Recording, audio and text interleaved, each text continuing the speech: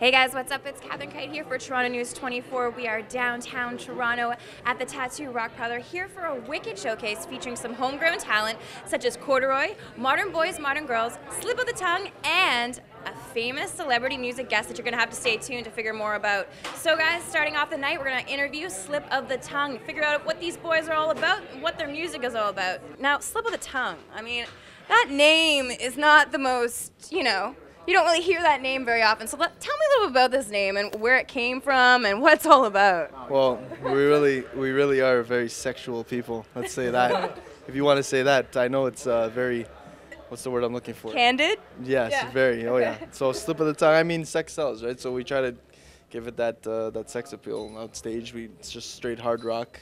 We're trying to go for that West Coast sound. I mean, I don't know if Toronto's really our scene, to be honest with you, right now. But I mean, this is where we're at. So we're gonna see what we can do with it. So. And so far, what has been your favorite venue that you've played or favorite showcase in Toronto or wherever you've been? Well, this is actually one of the best or the biggest shows that we've played. We actually played Ricoh Coliseum about 2 months ago during a Marlies game, which was really cool. We played a bunch of covers and a couple of original tunes and stuff. So that was cool, playing that stadium atmosphere. And yeah, it's like this is probably up there on one of the biggest sets because we've only been together for under a year, so we're slowly building and slowly playing bigger shows. So hopefully it just gets bigger from here on in.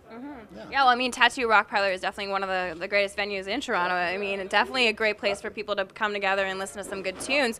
So what are you guys forecasting for the future for 2010? What can we expect from you guys? Well, we're working on our EP now at our home studio. It's his business, Antidote Audio. So everything we've done up until this point, we've produced, engineered, and recorded ourselves. So we're working on our EP, probably release it in about, I'd say, April. Try to do it, April 1st is my birthday, so we're going to try to get people out on my birthday and then get the EP going, right? So we'll see what happens with that. That's really what's up and coming for us, and see what happens from there. Yeah. We are truly an independent band. We do the recording ourselves, we produce ourselves, we engineer ourselves, we play ourselves, and we're looking for the people, we're looking for that support. So hopefully, by playing these shows and getting ourselves out there, we're going to have some people that are interested in helping us out, and that's what it's all about, right? So if I was to ask you guys, other than yourselves, of course, what's the band we should be looking to this year in 2010? Who should we really be listening to in Toronto? Who should we be? Other than yourselves. Slip of the Tongue, man. No, but other than yourselves. There's a cool band called Forces out there. I think their MySpace is Forces the band, and they're good friends of ours, so they're pretty heavy too. And yeah, that's the thing. We want to keep it heavy, and the pop stuff is not really our thing. So we just want to keep it heavy and keep it grungy, and that's our focus. Yeah, and what are your influences? Last question, guys. What's your influences? Who do you look to for mentorship when it comes to music and production? I would say, me personally, Queens of the Stone Age, Nirvana, that grunge hard rock sound, more West Coast sound. That's really what we really are about. Cause I find a little old school. Yeah, I find that Toronto is more like indie, artsy, kind of New York kind of feel, and we want to try to take it to that. Anything I've ever listened to is from the West Coast, like Foo Fighters, Nirvana, and Hendrix, and Queens, and that's really what we're trying to do. Hard rock, grunge rock, stoner rock. So. Right. What about yourself? All that stuff really has influenced our playing, as of right now.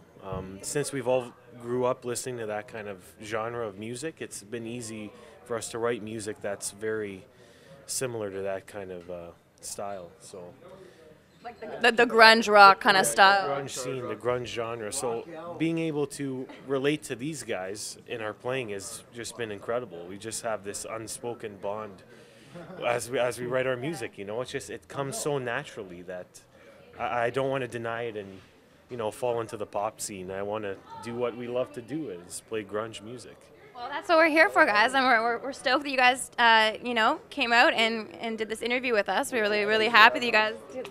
And we hope to hear more of you guys in 2010, eh?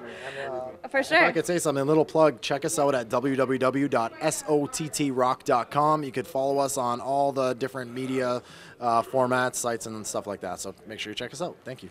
All right, thanks, guys. Thank you. Awesome.